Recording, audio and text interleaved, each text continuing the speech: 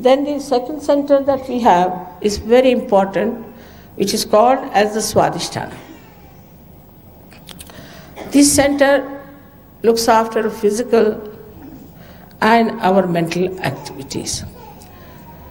Perhaps the doctors don't know that it has a very important work to do, is that it has to nourish the brain with new cells, because all the time the brain is using these cells for its activity. So the energy has to go from this center up there, you can see, and then it nourishes the center. It nourishes the brain through its activity. Now when we are very futuristic, or we are using too much of a brain, I should say too much of a brain activity we have, we are futuristic, we are planning too much, thinking too much, all the time thoughts and thoughts and thoughts. That time we are using the energy of this center. But this center has another very important thing to be done, that it goes round, as you see, it moves all round here. It's shown here directly, but is connected to the center. And it moves round and round and round and gives energy to this area where we have our liver, our pancreas, our spleen, kidney, and parts of intestines. Now, if we start exhausting ourselves with too much thinking, then the main work of the center suffers, and that's how we develop all these diseases of all these organs. Like, for example, with liver, you develop a liver problem. Liver problem means that liver has a function to emit heat from your body, which is poison, into the bloodstream. But when liver gets upset, we should say, the heat is retained in the liver. It passes upward and downward. When it passes upward, it affects a center there, as you can see, what we call as the right heart, and people develop what we call the disease as asthma. And when it passes downwards, it reaches the kidneys and coagulates, and you get kidney troubles, for which we have to go on dialysis and ultimately to die. So this heat is created because our liver is out of gear.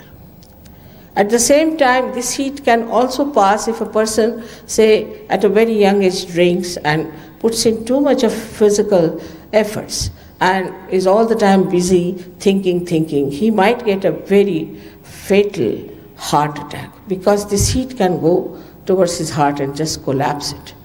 Also, those people work very hard like that can get a very massive heart attack. But the people who have other problems on the left-hand side are different type.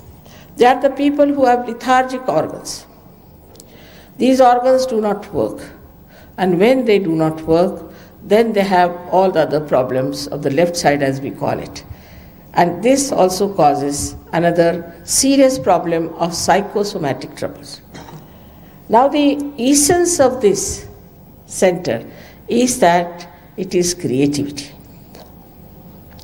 When the Kundalini nourishes the center, people become extremely creative. Now you have seen these artists who are playing here. They were very simple, ordinary artists, but after coming to Sahaja Yoga, suddenly they have bloomed so much. The most surprising thing is that people say, even from Switzerland, who do not know a word of Sanskrit, who do not know a word of Hindi language, have composed poems, they have put them to tunes, and they sing as good as these people can sing. It's impossible to believe that even the English, who are so difficult to even pronounce a sentence in Hindi language, are now fluently speaking Sanskrit and talking all these things. Because of this creativity improves you. We have so many artists in India who came to Sahaja Yoga. I don't know if you know their names or not, like Amjad Ali, Jalota, so many of them. They got their realization, and after that, now today they are very well-known artists. Also the paintings. We have some Australian people who became quite good artists after coming to Sahaja Yoga. So it gives you an sense of aesthetics, and also it gives you the energy to express yourself. Now, if you have the technique of how to create anything, say you want to make a house, or you want to paint, or if you want to do something, moldings, or anything that you want to do, if you have the technique, the creativity, the power of creativity starts pouring in you, and you start producing things on which you cannot even have thought of, and these things happen to a person. So a person can become extremely dynamic with this. But if with that you do not keep your Sahaja Yoga practice, means if you do not keep your connection with the divine, then the energy gets exhausted. That's why self-realization is very important for every artist, that he should get his connection with this all-pervading power, which is the combination of all the powers, so that he doesn't feel exhausted with it. Not only that, but all the time this source is flowing into him.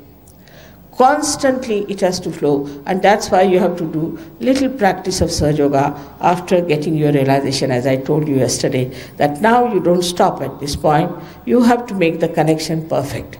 Without the connection, it may be that you may go down. So it's best is to keep your connection on and work it out, to give full respect to yourself, to your being. You are not an ordinary thing. You are not a chicken or something like that. You are a human being. And the beauty that is within you is to be discovered, is to be nourished, and to be proud of. It is such a great thing you have within yourself, the powers, which I'll tell you one by one. Now above that is the